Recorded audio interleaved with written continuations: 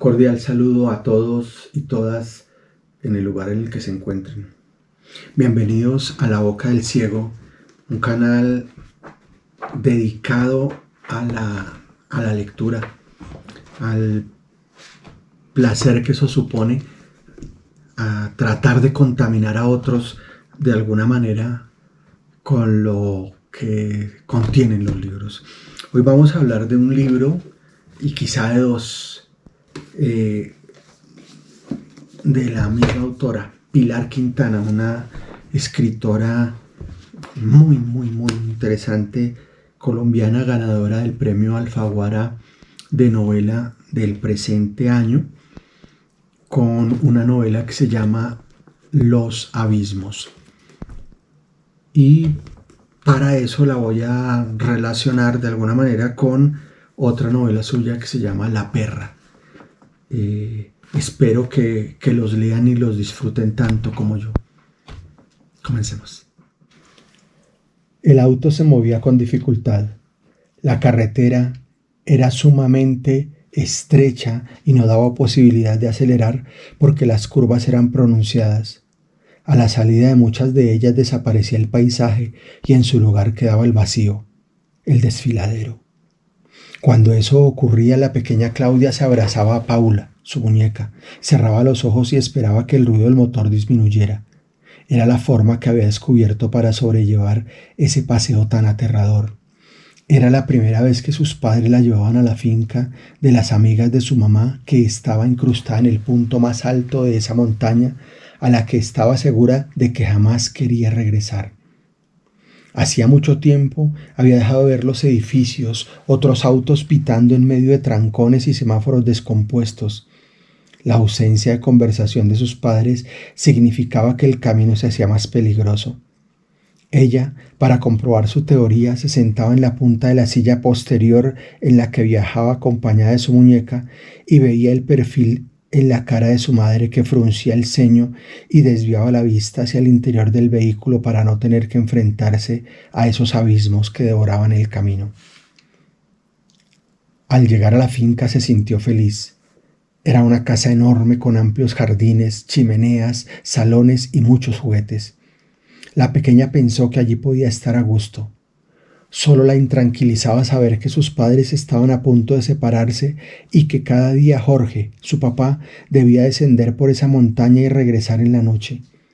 No había podido conseguir que alguien lo reemplazara en el negocio, así que 2 veces al día debía volver a enfrentar ese camino sinuoso y difícil que tanto la asustaba.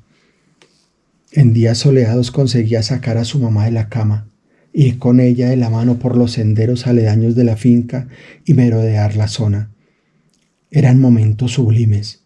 Su mamá parecía que podía vencer la depresión y que podía comportarse como lo haría cualquier madre. En días de lluvia la cosa era mucho más compleja. Se negaba a salir de la cama, consumía medicinas y permanecía en esa habitación por horas y horas. Mientras eso ocurría, la única compañía para la niña era la muñeca.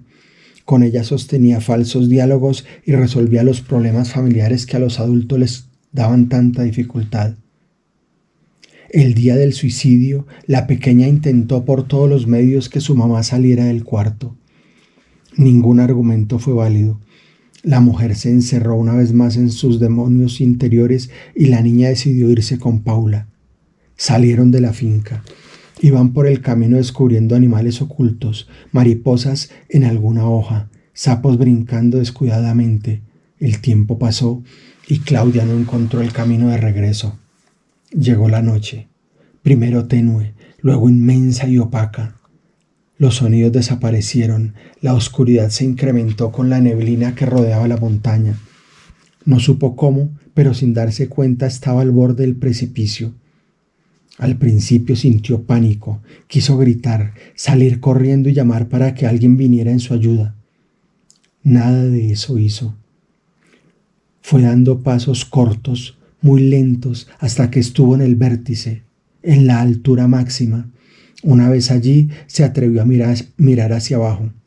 Sabía que sus zapatos eran blancos y que estaba parada en el filo.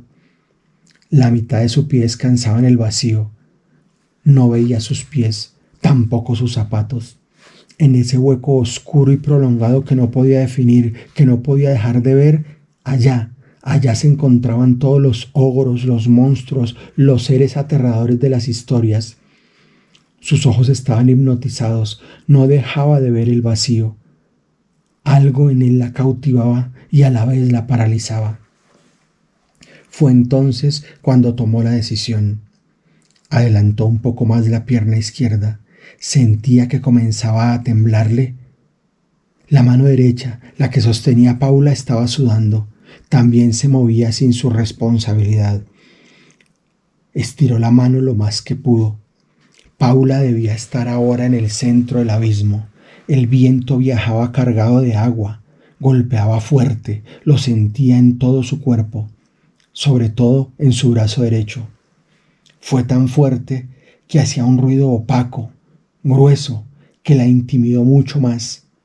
El viento se transformó en ventarrón, era fuerte, iba en aumento. Fue entonces cuando, de manera calculada y segura, Claudia abrió la mano. Los abismos es una novela que habla de la imposibilidad de ser.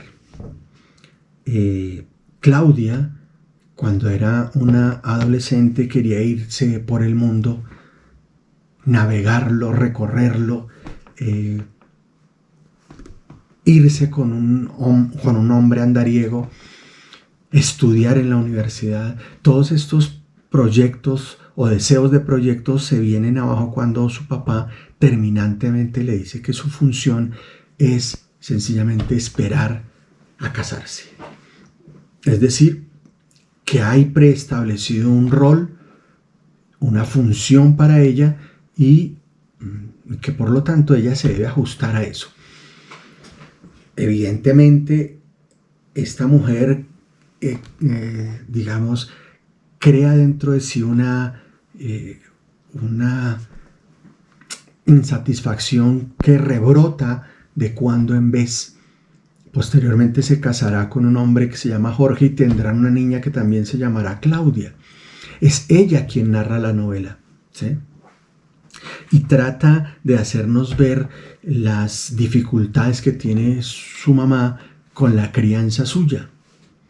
Eso en medio de un paisaje donde los abismos, una zona selvática, montañosa, con desfiladeros tremendos, casi que son protagonistas de la misma narración.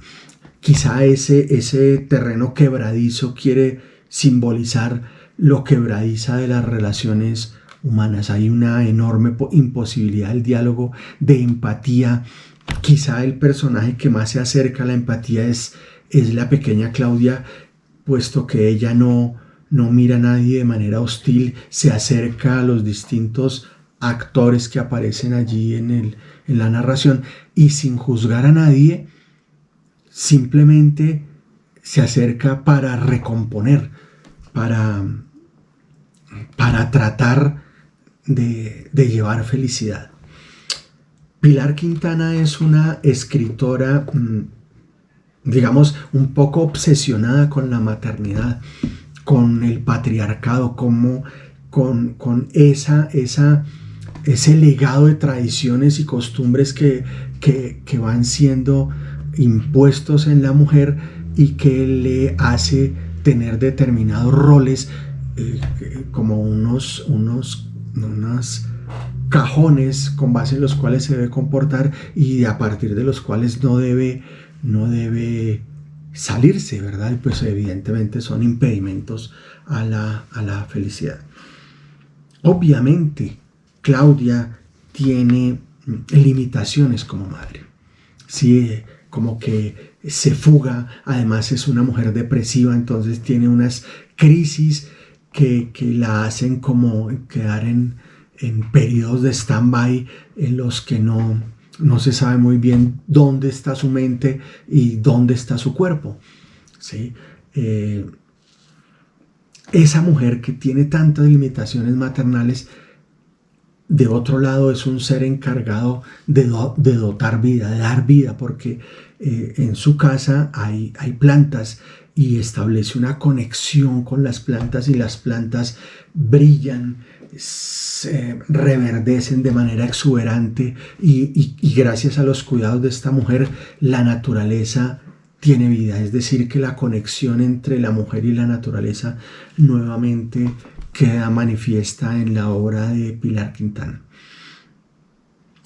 Por allá en el 2017, Pilar Quintana escribió esta pequeña novela de 100 páginas, 108 páginas, se llama La perra, y tiene una estrecha relación a nuestra manera de ver con los abismos.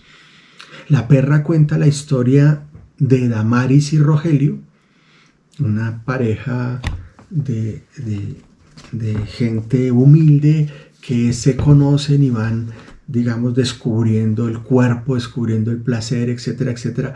Todo va muy bien hasta que no aparecen los hijos. Y no aparecen los hijos significa que la hombría de Rogelio se pone en entredicho por la microsociedad que lo rodea. La fertilidad de Damaris se pone en entredicho por el micromundo que la acoge. Y aquí empieza la crisis. Nada funciona.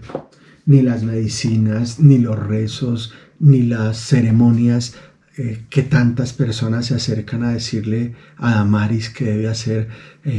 Rogelio tampoco está muy seguro de qué hacer y entonces poco a poco su relación se deteriora, entra en una monotonía absurda y fastidiosa, invivible, una cosa atosigante allí. Viven de cuidar una propiedad que no les pertenece. Los dueños de la propiedad se han ido para la gran ciudad y suponen que en algún momento van a volver y pasan el tiempo y nunca vuelven. Sin embargo, Damaris y Rogelio están siempre atentos a la llegada del hombre blanco que va a pedir cuentas de la situación y de los elementos que dejaron allí. Viven en una alta montaña donde hay selvas, hay enormes desfiladeros como en los abismos, ¿verdad? Y la situación cambia cuando alguien, una vecina, le regala a Damaris una perra.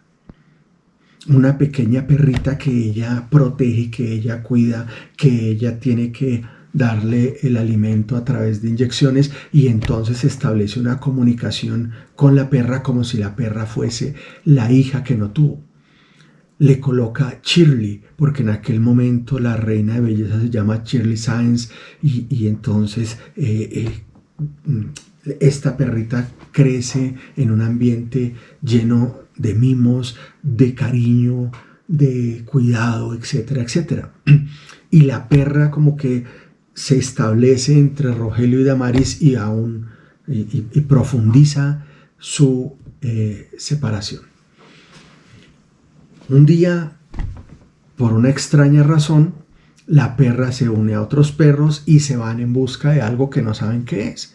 Se internan por la selva, por toda esta zona montañosa y no aparece.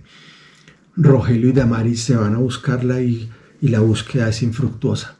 Cuando han pasado ya bastantes días, vuelve a aparecer la perra, sucia, maloliente, y Damaris se siente triste porque así no la quiere ver, pero también está feliz de ver que ha regresado, así de que la asea nuevamente y para sorpresa suya se empieza a dar cuenta que las fugas se hacen cada vez más frecuentes. Hay algo que invita a esta perrita a alejarse de la propiedad y se va con otros perros y vuelve sucia, llena de mugre, con bichos, con pulgas y un día termina embarazada. Y el embarazo de la perra hará que Damaris como que la empiece a rechazar y posteriormente la empiece a odiar. Otras fugas, otro embarazo, más perros y Damaris decide que va a regalar todos esos perritos, incluida a Shirley. Y la regala, ¿verdad? Y la perrita regresa. Y nuevamente la regala y nuevamente la perrita regresa, la amarra la perrita. Es decir, se rompió el puente comunicativo hasta que Damaris no sabe qué más hacer y termina por asesinar a la perrita que en algún momento era el equivalente a su propia hija.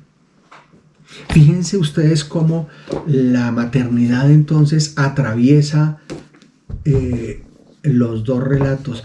La figura de una mujer que no es conforme con la maternidad. Que hay algo más allá de la maternidad, que hay algo más allá del rol impuesto por la sociedad, que la felicidad tiene que ver con el espíritu, con un espíritu que han logrado domar, domesticar y amoldar a los requerimientos externos de estas mujeres. Esto recuerda obviamente el proceso que Foucault llamaba la normalización, ¿no? Cómo a través de actividades disciplinantes, repetitivas, rutinarias, el ser humano se va despojando de su voluntad de poder, como diría Nietzsche, de su deseo, ¿verdad? Y va adoptando unos comportamientos que le son ajenos, extraños incluso, y de repente se reconoce a sí mismo como un ser ajeno de sí. Es increíble, perdón. Y entonces la maternidad es solo uno de esos procesos de adiestramiento, quizá, que tenían como objetivo anular el ser. Aparentemente son historias sencillas, inocentes. Alguien dirá que muy fáciles de leer, pero dentro de sí hay una complejidad enorme porque las personas están cercadas por la misma geografía, por esos abismos, por esos silencios. Claudia, la protagonista de Los abismos, teme los silencios de su papá, teme la incomunicación de su papá, teme ese rostro inexpresivo y adusto que no dice muy bien qué es lo que desea. Son dos novelas de enorme belleza en donde ustedes pueden ver cómo el ambiente va incidiendo paulatinamente, como que va horadando los personajes y los va conduciendo a un terreno en donde los personajes casi que se ven cercados por el propio ambiente, por la propia construcción. Súper invitados, es una obra de enorme dificultad técnica, puesto que está contada desde la lógica de una niña de unos 10 años. Entonces, el tono que tiene es un tono magistral. Supongo que tardó bastante tiempo Pilar Quintana en encontrar el tono adecuado de una niña, la mirada inocente, la perspectiva, digamos, desaprensiva de esta niña y cómo logra transmitirnos al final. Me acuerda muchísimo de Primavera con una esquina rota de Benedetti, ¿verdad? En la que una niña también cuenta qué es la dictadura argentina desde la perspectiva de sus 8 o 10 años. Invitadísimos, invitadísimas a que lean a Pilar Quintana, una figura descollante de la nueva literatura colombiana que ojalá siga escribiendo y que ojalá la podamos seguir leyendo. Mil y mil abrazos a todos y a todas. Cuídense montones.